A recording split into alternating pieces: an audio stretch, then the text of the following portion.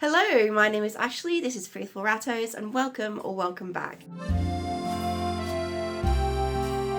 So in today's video, I'm going to be talking to you about respiratory infections and the broad scope of respiratory infections when it comes to rats. I think I'm titling this video something like Rats and Respiratory Infections 101, something like that, because there's a lot of info. Before I get into the video, I just want to put a little bit of a disclaimer here that I'm obviously not a vet. This is just my opinions from being an experienced rat owner and what I've experienced and what my vets have told me. Please, if you think your rat has any sort of illness, but particularly respiratory infections, as this is what we're talking about, please make sure you bring them to a rat savvy vet, whether that's an exotic vet or just a regular small animal vet who has experience and knowledge with rats, because it's very important that you do get them properly checked out, and that if there's an issue we treat it, but if there's not an issue we don't treat it. So yeah, let's get into the video and let's go. Okay, so respiratory issues are very common in rats, as we know. This is something that we all say a lot, that we all read a lot, that rats' respiratory systems are very sensitive, which is true. But that being said, not all respiratory symptoms are actually infections, and it's very important to sort of parse the two out and make sure that we're not overusing antibiotics, because that can be very dangerous and it does make them ineffective or less effective when we actually need them. So that's very important. And the second thing is there are a lot of myths surrounding respiratory infections, and one of the big ones is something called parasitic bronchitis. This is just not real. My vet is very clear about this. Parasitic bronchitis, as it is sort of touted around in some spaces, is not real. This is a myth, and most likely these rats are just dealing with very minor respiratory symptoms due to new environmental changes, whatever, and it's not actually the treatment for parasitic bronchitis that is recommended. Now, there is no harm in ivermectin your rats. Ivermectin is obviously an anti-parasite treatment. It does treats like mites, fleas, lice, that sort of thing. However, it's not going to be the thing that's causing minor respiratory symptoms in rats. It's just not real. So yes, we are going to talk about two different types of respiratory infections. One of them being an upper respiratory infection and the other being a lower respiratory infection or pneumonia. Get off the girl's cage. Both of you. What story are you doing? So let's start with an upper respiratory infection. Upper respiratory infection is usually in the nose, in the sinus, in the head, maybe kind of in the throat. And the lower is down in the lungs, and that is pneumonia. So when we're talking about an upper respiratory infection, or a URI as it's sometimes called, we're thinking about symptoms like honking, sneezing, excessive porphyrin, just general snottiness. These are less serious sorts of infections, but they can be stubborn, and if they are not treated properly, they can become chronic. And this is because often these infections are caused by a bacteria called mycoplasma, and you may have heard this being spoken about. Mycoplasma is endemic to rats, which means that they all have it. They get it when they are born in their mother's birth canal. So it's very rare to find a fancy rat that does not have an endemic population of myco in their system. I believe there's some strains of lab rats that have been bred to specifically not have myco, but for our regular fancy rats, even from ethical breeders like myself, they will have a level of myco already. So that is one of the things that can cause problems, because myco is underlying in the system. And if the immune system is stressed or lower for any other reason, that the myco can then sort of rear its ugly head and cause problems. It does mean that it's sometimes stubborn to treat as well. So realistically, you are looking at a combination of antibiotics, usually doxy, which is a bacteriostatic, which means it slows the growth, and enro or Bactrim. This is the same drug with different names.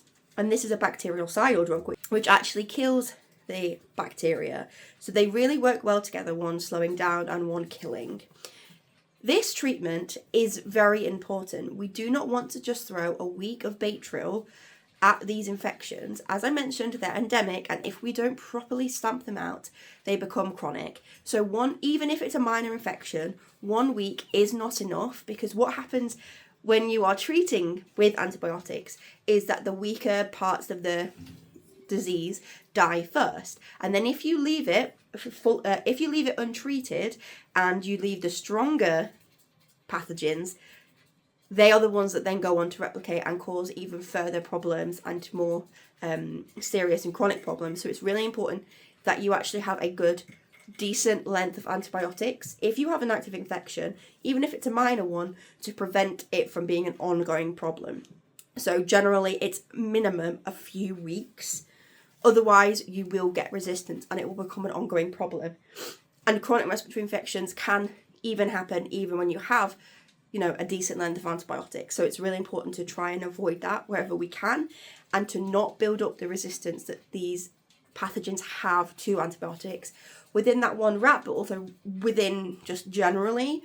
There is an ever-present, ever-looming threat of bacterial resistance to antibiotics, and this is because we're not using them properly. So that is really important. If a vet tries to give you a week of Baytril for a respiratory infection, it's not enough. As I mentioned a little bit, if they're left untreated or they're not treated properly, they do cause scarring, they can become chronic, and this is where you get into quality of life issues down the road. Untreated, chronic, scarred tissue from respiratory infections can cause heart issues down the line as well, which is really unfortunate. So it's a really important thing that if your rat, even if they're young, even if it's minor, that we treat it properly before it gets too severe. And this is something that non-rat savvy vets don't know, and they treat it like respiratory infections for any other animal, and it's just not the same. So we have to make sure we are being very careful. But that being said, it's very, very, very, very, very, I want to say very likely that if your rat has a minor respiratory infection, is on the proper medication, their quality of life is not diminished in any way, and they get better very, very quickly, and it doesn't impact their quality of life, as I said. However, when we sort of are talking about these chronic issues, then it can, so it's important that we deal with it before it becomes super serious, and that way, we're not creating further problems down the line. Okay, now, one really important thing, and this is about when to go to the vet, because I think it's quite hard when it's something not so serious, or you're not sure, you're a bit suspicious of some symptoms that you are seeing from your rat. So whether that is honking or lots of porphyrin or sneezing, my vet has a 2-part rule system into sort of helping you to decide when to go to the vet.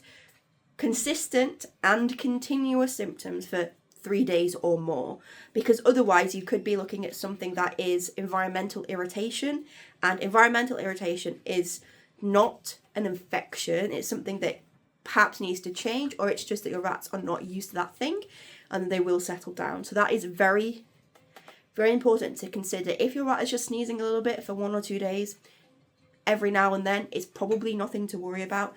If you're seeing consistent symptoms for a continuous number of days, then that's the time to see a vet. Environmental irritants, we all know this list. So we have things like weather changes, so when it goes humid to dry or hot to cold quite quickly, which happens a lot in this country, especially around the seasonal changes, this happens as well. Allergies, new bedding or laundry soap that you're using for hammocks and stuff, a new environment, so this is like when you first bring them home, or sort of that sort of situation. This is sometimes called new home sneezes, and can kind of go on within sort of like a 2-week period for when they come home. And then we've got other sort of harmful things like smoke from candles or cigarettes or vapes, aerosol, so deodorant, things like that, and dust. Air purifiers are really important for rats because it helps keep their environment good for them. As mentioned, they do have sensitive respiratory systems. Now on to the more serious sort of respiratory infections. These are lower respiratory infections or pneumonia. As with people, pneumonia is much more serious and is something that is far, far, far more fatal than an upper respiratory infection. Upper respiratory infections, if left untreated, can sort of be pushed down into the system and become pneumonia. It's not super common, but it is possible. Other things like nebulizing when it's not properly recommended by a vet can push infections down into the lungs, which do become pneumonia. You can also get pneumonia from things like aspiration. There's a specific type of pneumonia called aspiration pneumonia, but it is obviously under this pneumonia category. They can be fatal, so it's very important we get this dealt with very quickly. So the types of symptoms you're looking at for pneumonia are obviously everything from above: honking, clicking, sneezing, porphyrin, but also side sucking, which is this really forceful, effort-filled breathing that looks pretty bad. Gasping, which is an emergency and you should be going to the vet, and sort of clicking noises down in the chest area. Any of these symptoms, you should be immediately bringing the rat to the vet that day, because otherwise, if less than treated, we are looking at something very serious. Again, we are looking at a combination of antibiotics for treatment, doxy and Enro, or sometimes you can do amoxicillin, it depends. If you have cultured what's going on, you might want to change the antibiotics, but those are a good go-to. When it comes to severe, serious pneumonia type symptoms, steroid is usually going to be quite helpful in bringing down the levels of inflammation and helping to support just general well-being whilst the infection is being dealt with. As I mentioned, respiratory distress or any signs of it, gasping, severe side sucking, is an emergency and you do need to go to the vet for that very urgently. I would say just generally pneumonia is something that you want to see on that day, whereas a minor respiratory infection, you can wait a couple of days. Now, I will say don't confuse choking for respiratory distress or serious sort of pneumonia type symptoms. Choking looks different. Choking is more of a sort of like forceful push. They'll usually stick their tongue out and they pull their ears back. It's a very strange thing to see. It looks more like this. Whereas gasping looks like this because they can't breathe. If you are unsure, do err on the side of caution, but choking does, in almost all cases, if the rat is still breathing during a choke, they can deal with it themselves. Stressing them out is not going to help them be able to settle down and actually fix that problem, bring it up themselves. So that's something to consider.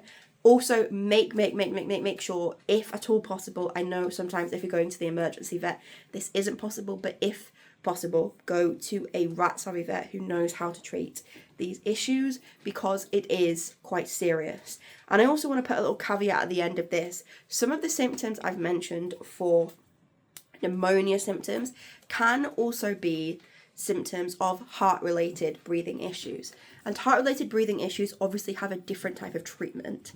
Now, if you are looking at a case where you have a younger rat, pneumonia is more likely than heart issues. Heart issues aren't impossible. I've known a number of people to have younger rats with heart issues, chronic heart issues.